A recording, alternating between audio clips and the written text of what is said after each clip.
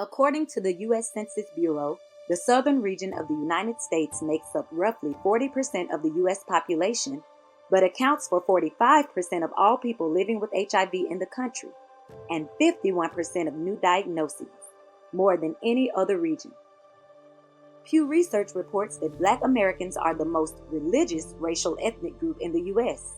This includes Black lesbian, gay, bisexual, transgender, queer, intersex or asexual, and persons living with HIV/AIDS in the South who rely on their personal faith to navigate issues around health and wellness, but sometimes lack the support to safely explore the intersection between HIV and faith in their community. In partnership with Wake Forest University Gilead Campus Initiative, Southern AIDS Coalition, RAHMA, the United States Conference on HIV Faith Coalition, and National Faith HIV/AIDS Awareness Day, we invite you into a safe space for storytelling, where advocates, faith leaders, and people living with HIV address the challenges inherent in responding to the HIV epidemic in the Southern U.S. as people and communities of faith. This is My Faith, My Story.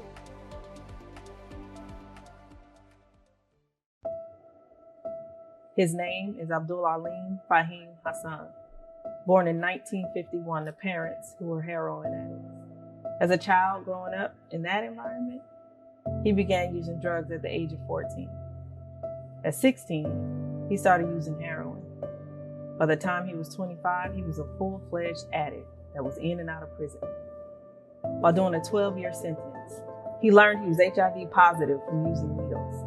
He also embraced Islam, but he still had problems getting off heroin once released.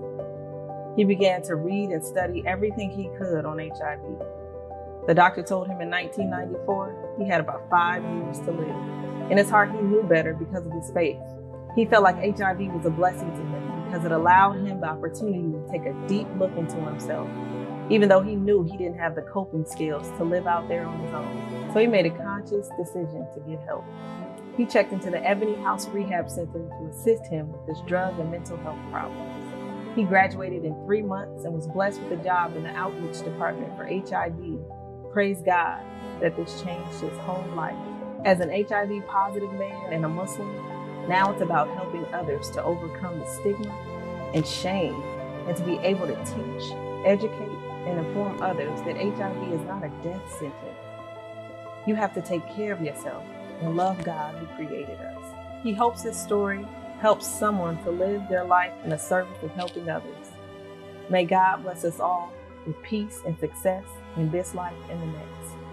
Amen.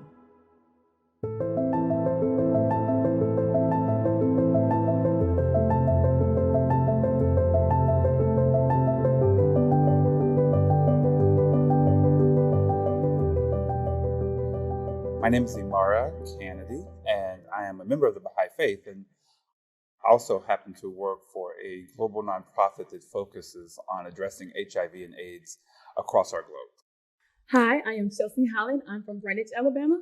I'm working with Alabama Department of Public Health in the Office of HIV Prevention and Care. I am an Ending the HIV Epidemic Coordinator.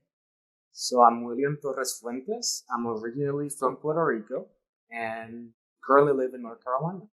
My name is Shirley Salvage. I work at UAB 1917 Clinic as a coordinator of health education, and I am here to reduce the stigma and talk about what's going on in the South. Karen Stanley, South Carolina. Hi, Christopher Hamlin. I serve as chaplain provincial education specialist at UAB's 1917 Clinic and also serve as pastor at Tabernacle Baptist Church here in Birmingham, Alabama. My name is Jimmy Gibbs. I'm an ordained pastor in the United Church of Christ. Carmarian D. Anderson-Harvey. My pronouns are she, her, and hers. I serve as the co-minister for the National Office of Trans Saints of Affirming Ministries under the Prelate Bishop Yvette Flunder of TFAM. I also serve as the senior staffer, Alabama State Director for the Human Rights Campaign. So my HIV story began, I was diagnosed in 2003. It was a very dramatic experience. I'm from a very small community, rural community, population about 1,500. I was diagnosed with HIV in 98. So I've been living with HIV for 22 years now. I found out in Puerto Rico.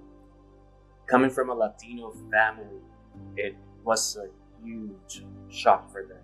So I remember when I, disclosed my diagnosis to my grandmother, she said, we're going to get the pastor. We're going to get the pastor. He's going to come and pray for you. And he didn't come. He was like, we're going to pray for her. She needs to stay at home. We'll pray from her from afar.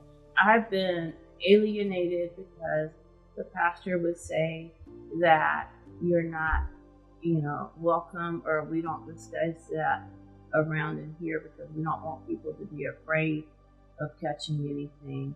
I am a fourth generation pastor.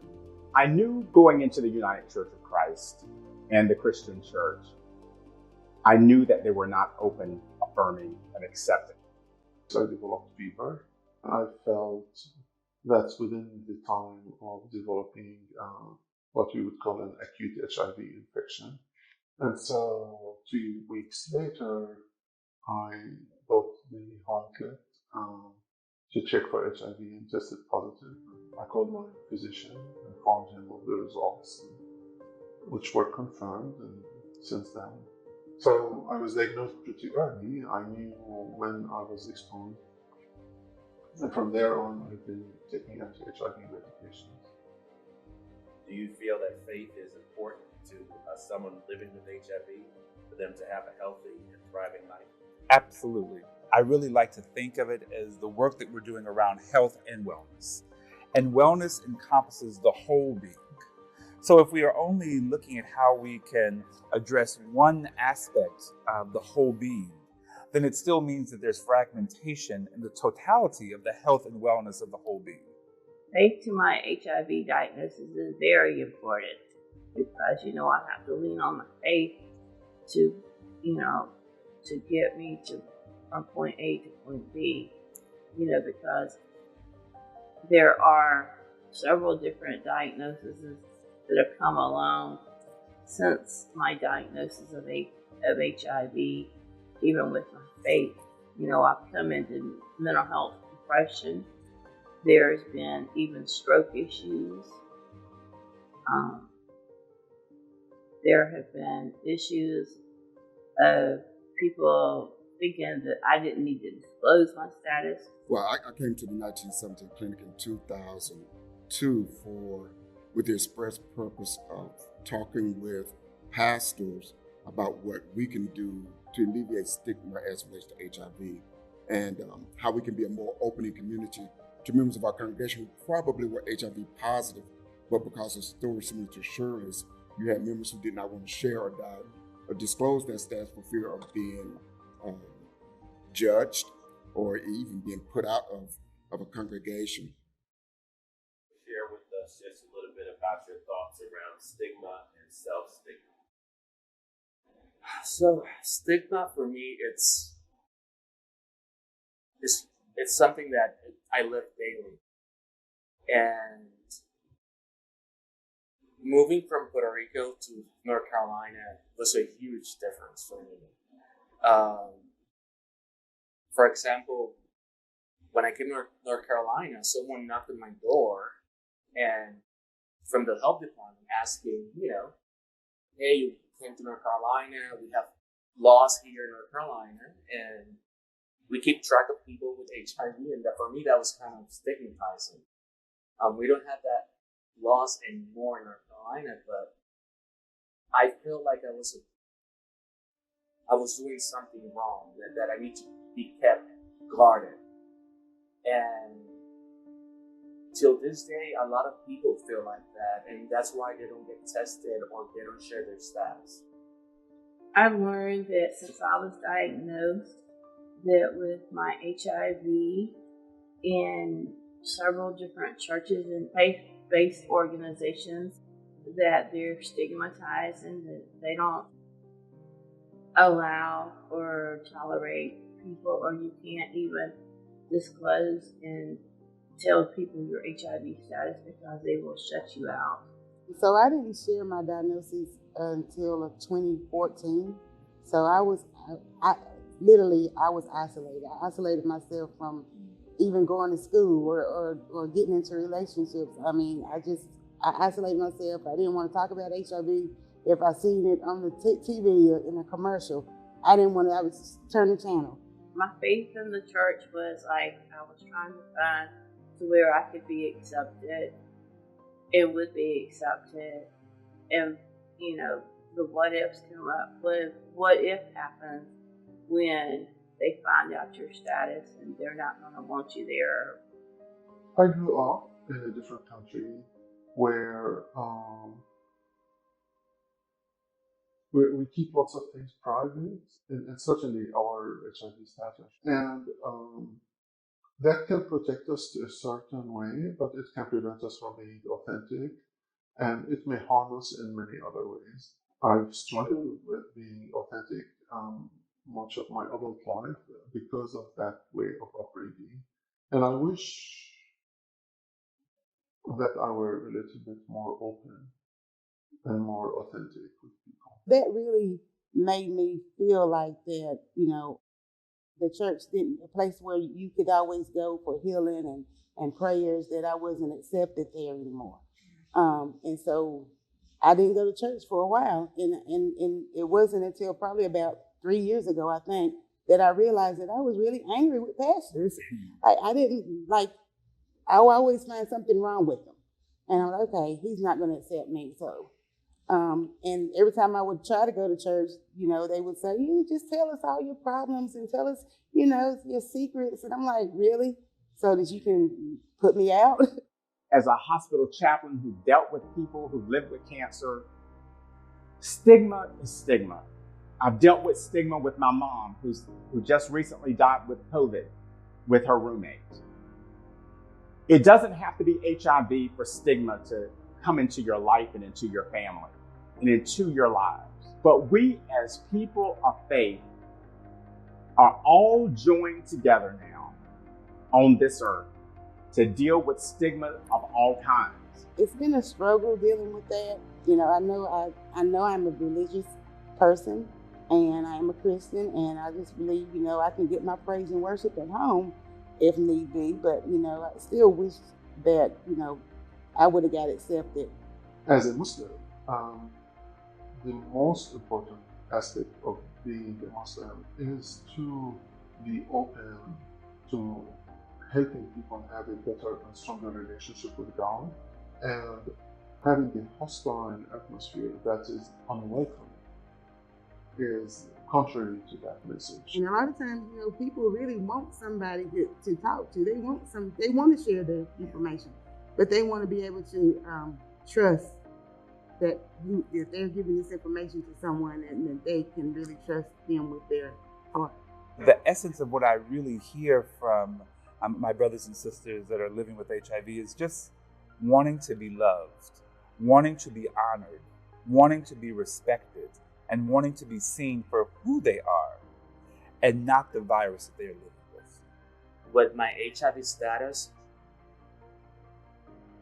I've been able to disclose to church members when, you know, I'm participating in church. Sometimes the look is of sadness because they don't understand how far we have come with medication and that we can live a normal life. And that's one of my goals, is to let them know, especially in the Latino community, that there's medication, that people should get tested, know their status, and live a healthy life. When I came, to Birmingham in 1990, a lot of people were dying from HIV and AIDS-related causes. That doesn't happen now. I mean, the vast majority of people who contract HIV today, they're going to live to be old persons. And that, again, talks about how much progress has been made in this community because of science, because of research, because of healthcare providers and workers, and everyone else who's across the spectrum who have given themselves to educating the community about HIV. We do have medications that one can take to prevent having HIV. Yeah, so that is becoming part of one of my important messages to congregate. When the need comes, how do we insert that, you know, in such a traditional structure of a tabernacle? Well, there's always opportunities such as Sunday school, Bible studies, pastoral care, pastoral teachings, which is generally traditional in the South, somewhere between Thursday and Friday. There are opportunities. I mean, even how we as the persons of the gospel preaching a text, there are plenty of texts that we can incorporate to help reduce HIV. Sexual transmitted infections is a taboo in the Black church. That is a message for me as a physician when I'm talking to medical students or residents, not to stigmatize their patients and whatever it is that they are looking into, because the society stigmatizes for many reasons. Although you may think this is not happening in your congregation, based on what I was seeing at our clinic and in the community, this is what is in your congregation. And to be aware that you have members who have needs, but you cannot meet those needs, or the congregation cannot meet those needs, basically because of stereotypes, because of judgment, because of stigma. And people who live with HIV had legitimate spiritual needs. They needed to belong to a congregation. They needed to participate in various ministries within those churches. Being known and letting other people know that I'm living with HIV and that I'm healthy and that I'm able to worship and to love other people, that's what kept me going. Oftentimes, a silent voice feels like that there is nobody else that's around. And so what we see is that we see high rates of suicide. We see sexual transmitted infections increasing in Black church, and specifically speaking about the Black church, because that's important. And what happens is that they die alone because we're not talking about it, because I heard the word, we cover it up. I do worry about, I think now we can prevent HIV. The problem with HIV is it stigma that makes people not be open about their sexual life, and therefore makes them less aware of resources, preventive measures that can protect them. While we're here on earth, it's our responsibility to resurrect people. And that means that we have to talk about HIV. Our space is a faith institution. It's not good enough just to be a house of worship. That it needs to be a safe space that people from all backgrounds, no matter what their journey, no matter what their life experience, feel that they can come and get what they need. We need to have support groups and even different churches and stuff to where we can reach out for community resources. Building community engagement, we have to continue to do the work that all of us are called to do. Ministers are not the only ones that are called to do this sacred work. This sacred work happens to be all of our jobs. Those of us that are working in drug rehab, those of us that are working to help those find housing that is so hard. The upliftment of the spirit, the upliftment of the mind, in tandem with continuing to support and love on to ensure that our brothers and sisters living with HIV are also doing all that they need to do to continue to stay healthy. And most importantly, or equally as important, is having that circle, having that tribe that is elevating and empowering the mind, the body, and the spirit. And it's kind of what Shirley spoke on, trust. In the setting that I work in, sometimes you want things to move quickly, but it doesn't happen. I like to build those relationships. It takes a while. I get corrected. I get checked. I get told something new every day, but that's what I'm there for. I don't have that lived experience, but with empathy, I try my best to put myself in their shoes, and that's still something I can't do. What type of work do you feel that the faith community could do to help the public health community and the HIV epidemic? I think the faith community has a critical role in this work. How can we do better about how we handle a crisis like this? How can we do better about reaching out to those in our faith community? We have to keep trying. This is a work in progress. We got to stop limiting ourselves on what we're going to do to be innovative. If a pastor has to get up and make a sermon about it because it's happening in his or her community, do it. I think that we have to stop focusing so much on what divides us and really focus on what connects us. We all carry the message of love, and that's the beautiful thing. I just think we need more pastors to step up and open their doors up when they say the doors of the church is open, it should be open to all of us. It doesn't mean you stop believing in what you're doing. It doesn't mean you stop doing the work that you're called to do. I think for us as pastors, it's recognizing my limitations. I know what I'm good at doing. I also know what I'm not good at doing. And if I can partner with someone who can do it better than I can, I partner. For those leaders who are leading congregations, that's the senior pastor all the way down to the Sunday school teacher of all levels, get some professional development. It is important. There's a lot of tools out there to have conversation around HIV and religion and faith. And if you need that information, just seek for it, but make that part of your professional development. You know, oftentimes as those that preach the gospel, we have to continue to study, and because the trends change, the word of God is going to remain the same, but we got to know how to be able to expound on it where the listeners can be able to eat from it. I will also say for the pastors who do pastoral counseling, have a referral manual that actually have some health disparity referrals in there. You know, as you know, us who do pastoral care, a lot of times we're not licensed to diagnose, but we are commissioned to give the appropriate referral. And as a pastor, we can follow up with that member and to them, their client. And I think that we have to recognize, and I really come from this from the Black experience, that the essence of any powerful and impactful movement throughout history, at least in the American history experience, has been stemmed out of the Black faith institution, whether it was the Black church or the Black mosque or what have you. And so I think we've got to go back to what we know. And I think that ripple effects also into, you know, non-Black American faith experiences. And so I think we've got to go back to that core of really, again, not worrying about who someone is, not worrying about how someone contracted HIV, but recognizing that we are our brother's keepers. We are our sister's keepers, and that we've got to connect in a way as being spiritual beings, again, that are living this human reality and loving, empowering, and supporting each other in that journey.